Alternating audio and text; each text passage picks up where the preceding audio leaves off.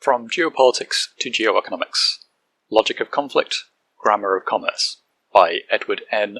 Luttwak, read by Rupert August. Published in The National Interest, number 20, Summer 1990 issue, pages 17 to 23, published by the Centre for the National Interest. Except for those unfortunate parts of the world where armed confrontations or civil strife persist for purely regional or internal reasons, the waning of the Cold War is steadily reducing the importance of military power in world affairs.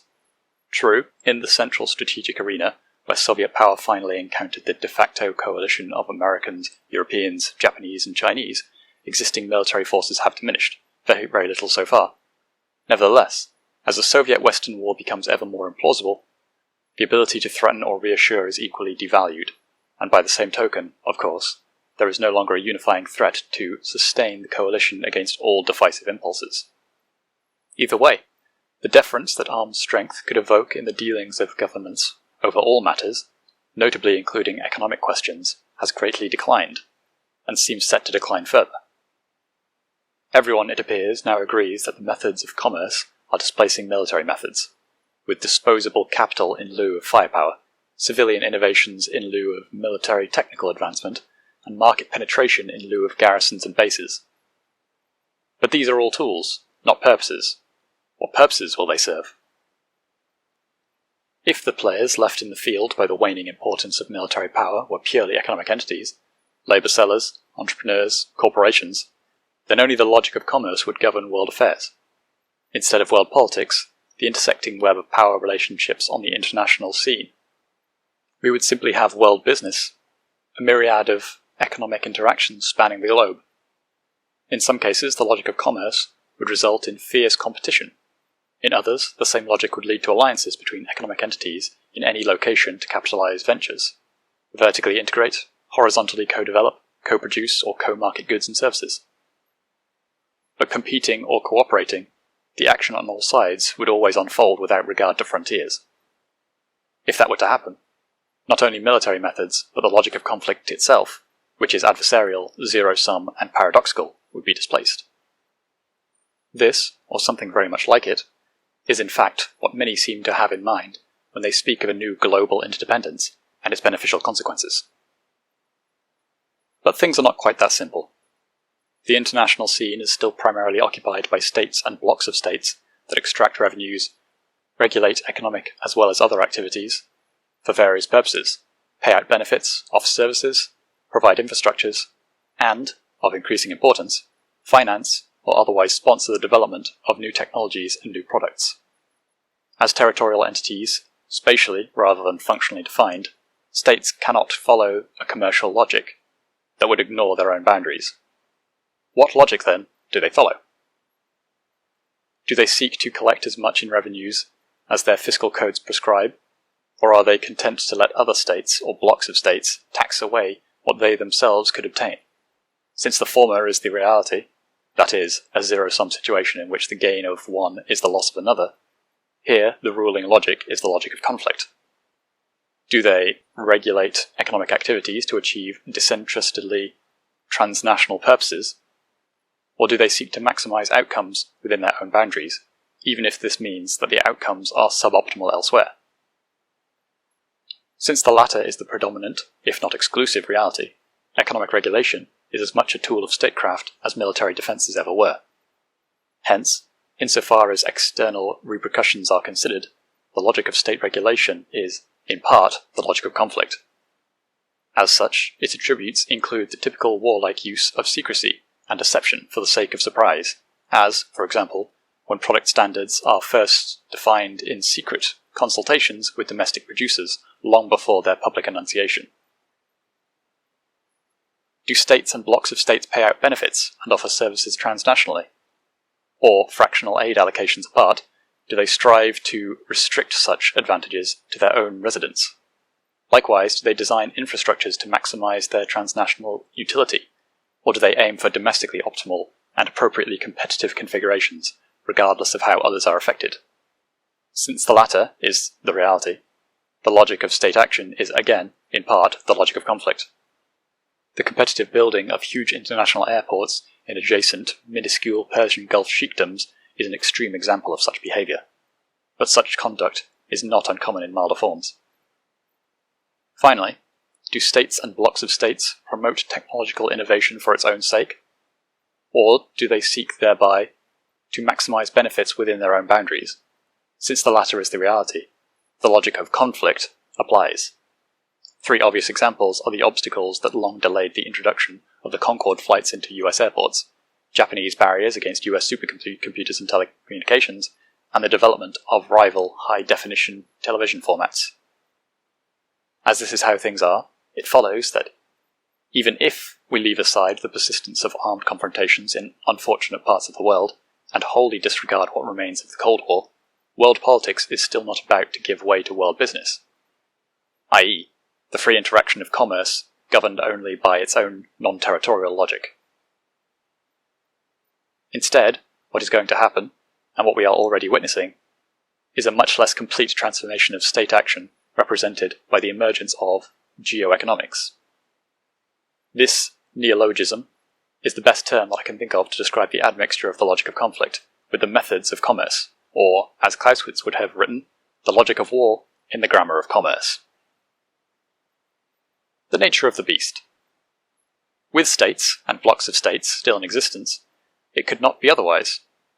As spatial entities structured to jealously delimit their own territories, to assert their exclusive control within them, and variously, to attempt to influence events beyond their borders, states are inherently inclined to strive for relative advantage against like entities on the international scene, even if only by means other than force. Moreover, states are subject to the internal impulses of their own bureaucracies, whose officials compete to achieve whatever goals define bureaucratic success, including goals in the international economic arena that may as easily be conflictual as competitive or cooperative. Actually, much more than that is happening. As bureaucracies writ large, states are themselves impelled by the bureaucratic urges of role preservation and role enhancement to acquire a geo-economic substitute for their decaying geopolitical role. There is also a far more familiar phenomenon at work: the instrumentalization of the state by economic interest groups that seek to manipulate its activities on the international scene for their own purposes, often by requiring adversarial geo-economic stances. No sphere of state action is immune. Fiscal policy can be profitably used so as to place imports at a disadvantage.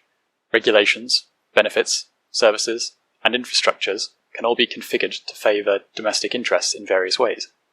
And of course, the provision of state funds for domestic technological development is inherently discriminatory against unassisted foreign competitors. The incidence of both adversarial bureaucratic impulses and adversarial manipulations of the state by interest groups will vary greatly from country to country. But fundamentally, states will tend to act geo-economically simply because of what they are: spatially defined entities structured to outdo each other on the world scene. For all other functions that states have acquired as providers of individual benefits, assorted services, and varied infrastructures, their raison d'etre and the ethos that sustains them still derive from their chronologically first function: to provide security from foes without, as well as outlaws within. Relatively few states have had to fight to exist, but all states exist to fight. Or at least, they are structured as if that were their dominant function. Even though most of the existing 160-odd independent states have never fought any external wars, and most of those that have fought have not done so for generations, the governing structures of the modern state are still heavily marked by conflictual priorities. The need to prepare for, or to wage, interstate conflict. In how many major countries does the Minister for Telecommunications or Energy or Trade outrank the Defence Minister? Only, appropriately enough, Japan, where defence, Boeicho, is a cho, or lesser department, translated as agency, as opposed to a sho, or ministry, as in Susanzbo, the Ministry of Trade. The Boeicho's head, while a minister, does not hold cabinet rank. It is true, of course, that, under whatever name Geo-Economics has always been an important aspect of international life. In the past, however, the outdoing of others in the realm of commerce was overshadowed by strategic priorities and strategic modalities. Externally, if the logic of conflict dictated the necessity for cooperation against a common enemy, while, in contrast, the logic of commerce dictated competition, the preservation of the alliance was almost always given priority. That indeed is how all the commercial quarrels between the United States and Western Europe over frozen chickens, microchips, beef, and the rest, and between the United States and Japan, from textiles in the 1960s to supercomputers in the 1980s, were so easily contained during the past decades of acute Soviet-Western confrontation. As soon as commercial quarrels became noisy enough to attract the attention of political leaders on both sides, they were promptly suppressed by those leaders, often by paying off all parties before they could damage political relations and thus threaten the imperative of strategic cooperation. Internally, insofar as national cohesion was sustained against divisive social and economic tensions by the unifying urgencies of external antagonisms, it was armed conflict, or the threat of it, not commercial animosities, that best served to unite nations. Now, however, as the relevance of military threats and military alliances wanes, geo-economic priorities and modalities are becoming dominant in state action. Trade quarrels may still be contained by the fears of the economic consequences of an action-reaction cycle of punitive measures, but they will no longer simply be suppressed by political interventions on both sides, urgently motivated by the strategic imperative of preserving alliance cooperation against a common enemy. And if internal cohesion has to be preserved by a unifying threat, that threat must now be economic. Such a reordering of modalities is already fully manifest in the expressed attitudes of other Europeans to the new undivided Germany, and even more so in American attitudes towards Japan. Gorbachev's redirection of Soviet foreign policy had barely started when Japan began to be promoted to the role of the internally unifying chief enemy, judging by the evidence of opinion polls, media treatments, advertisements, and congressional pronouncements. Should we conclude from all this that the world is regressing to a new age of mercantilism? Is that what Geo-Economics identifies, quite redundantly? Not so. The goal of mercantilism was to maximize gold stocks, whereas the goal of Geo-Economics, aggrandizement of the state aside, could only be to provide the best possible employment for the largest proportion of the population. In the past, moreover, when commercial quarrels evolved into political quarrels, they could become military confrontations almost automatically, and in turn, military confrontations could readily lead to war. In other words, mercantilism was a subordinate modality, limited and governed by the ever-present possibility that the loser in the mercantilist, or simply commercial, competition would switch to the grammar of war. Spain might decree that all trade to and from its American colonies could only travel in Spanish bottoms through Spanish ports, but British and Dutch armed merchantmen could still convey profitable cargoes to disloyal colonists in defiance of Spanish sloops, and, with war declared, privateers could seize outright the even more profitable cargoes bound for Spain. Likewise, the Dutch sent their frigates into the Thames to reply to the mercantilist legislation of the British Parliament that prohibited their cabotage. Just as much earlier the Portuguese had sunk Arab ships with which they could not compete in the India trade. Geo-economics, on the other hand, is emerging in a world where there is no superior modality. Import-restricted supercomputers cannot be forcibly delivered by airborne assault to banks or universities that need them. Nor can competition in the world automobile market be assisted by the sinking of export car ferries on the high seas. That force has lost the role it once had in the age of mercantilism as an admissible adjunct to economic competition is obvious enough. But of course, the decay of the military grammar of geopolitics is far more pervasive than this, even if it is by no means universal. Students of international relations may still be taught to admire the classical forms of realpolitik, with its structure of anticipatory calculations premised on the feasibility of war. But for some decades now, the dominant elites of the greatest powers have ceased to consider war as a practical solution for military confrontations between them, because non-nuclear fighting would only be inconclusively interrupted by the fear of nuclear war, while the latter is self-inhibiting. In accordance with the always paradoxical logic of conflict, the application of the fusion technique means that nuclear weapons exceeded the culminating point of utility becoming less useful as they became more efficient.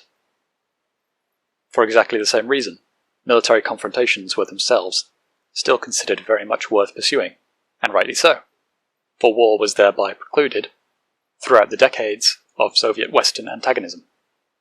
More recently, however, the dominant elites of the greatest powers appear to have concluded that military confrontations between them are only dissuasive of threats that are themselves most implausible. It is that new belief that has caused the decisive devaluation of military strength as an instrument of statecraft in the direct relations of the great powers. Hence, while the methods of mercantilism could always be dominated by the methods of war, in the new geo-economic era, not only the causes, but also the instruments of conflict must be economic. If commercial quarrels do lead to political clashes, as they are now much more likely to, with the waning of the imperatives of geopolitics, those political clashes must be fought out with the weapons of commerce. More or less disguised restriction of imports, the more or less concealed subsidization of exports, the funding of competitive technology projects, the support of selected forms of education, the provision of competitive infrastructures, and more. Playing the new game. The discussion, so far, has focused on the actual and prospective role of states and, by implication, of blocks of states engaged in geo-economic conduct. But what happens on the world economic scene will not, of course, be defined by such conduct. Indeed, the role of geo-economics in the doings and undoings of the world economy should be far smaller than the role of geopolitics in world politics as a whole. First, the propensity of states to act geo-economically will vary greatly, even more than their propensity to act geopolitically. For reasons historical and institutional, or doctrinal and political, some states will maintain a strict laissez-faire attitude, simply refusing to act geo-economically. Both the very prosperous and the very poor might be in that category, just as both Switzerland and Burma have long been geopolitically inactive. In other cases, the desirable scope of geo-economic activism by the state is already becoming a focal point of political debate and partisan controversy. Witness the current Democratic-Republican dispute on industrial policy in the United States. In still other cases, such as that of France, the dominant elites, that long insisted on a very ambitious degree of geopolitical activism, ambitious, that is, in terms of the resources available, are now easily shifting their emphasis to demand much more geo-economic activism from the French state. And then, of course, there are the states, Japan most notably, whose geo-economic propensities are not in question. Second, there is the much more important limitation that states and blocks of states, acting geo-economically, must do so within an area that is not exclusively theirs, in which they coexist with private economic operators, large and small, from individuals to the largest multinational corporations. While states occupy virtually all of the world's political space, they occupy only a fraction of the total economic space, and global political economic trends, such as privatization, are reducing that fraction even further. On the other hand, the role of states is increasing precisely in the economic sectors whose importance is itself increasing, sectors defined by the commercial application of the most advanced technologies. Of the different forms of coexistence between geo-economically active states and private economic operators, there is no end. Coexistence can be passive and disregarded, as in the relationship, or lack of it, between the state and the myriad of small localized service businesses, with neither wanting anything from the other except for the taxes that the fiscal authorities demand. The two simply can coexist without interacting or communicating. At the opposite extreme, there is the intense positive interaction between politically weighty businesses in need of state support on the world economic scene, and the bureaucracies or politicians that they seek to manipulate for their own purposes. Or, going the other way, there is the equally intense and equally positive interaction that occurs when states seek to guide large companies for their own geo-economic purposes, or even select them as their chosen instrument. A specialized form of coexistence that dates back at least to the 17th century East India companies, Dutch and Danish, as well as most famously, British. Even more common, no doubt, are the cases of reciprocal manipulation, most notably in the remarkably uniform dealings of the largest international oil companies, whether American, British or French, with their respective, and otherwise very different, state authorities. In each case, the state has been both user and used, and the companies both instrument and instrumentalizers. Negative state-private interactions are not likely to be common, but they could be very important when they do occur. Geo-economically active states that oppose rival foreign states will also obviously oppose private foreign companies that are the chosen instruments of those rivals, as well as private foreign companies that simply have the misfortune to stand in the way. An era of intense geo-economic activity might thus become an era of unprecedented risk for important private companies in important sectors. If they invest Y million of their funds to develop X technology, they may find themselves irredeemably overtaken by the X project of country Z funded by the taxpayer in the amount of 2Y million, or 20Y million for that matter. Or private companies may find themselves competing with foreign undercutters determined to drive them out of business, and amply funded for that purpose by their state authorities. As public funding for such purposes is likely to be concealed, a victim company may enter a market quite unaware of its fatal disadvantage. In such diverse ways, the international economy will be pervasively affected by that fraction of its life that is geo-economic rather than simply economic in character, just as in the past, the geopolitical activity of the few greatest powers decisively conditioned the politics of the many. Perhaps the pan-Western trade accords of the era of armed confrontation with the Soviet Union, based on the original general agreement on tariffs and trade, may survive without the original impulse that created them, and may serve to inhibit the overt use of tariffs and quotas as the geo-economic equivalent of fortified lines. And that inheritance of imposed amity may also dissuade the hostile use of all other geo-economic weapons, from deliberate regulatory impediments to customs house conspiracies aimed at rejecting imports covertly, the commercial equivalents of the ambushes of war. But that still leaves room for far more important weapons: the competitive development of commercially important new technologies, the predatory financing of their sales during their embryonic stage, and the manipulation of the standards that condition their use, the geo-economic equivalents of the offensive campaigns of war. Today, there is a palpably increasing tension between the inherently conflictual nature of states and blocks of states, and the intellectual recognition of many of their leaders and citizens that while war is a zero-sum encounter by nature, commercial relations need not be, and indeed rarely have been.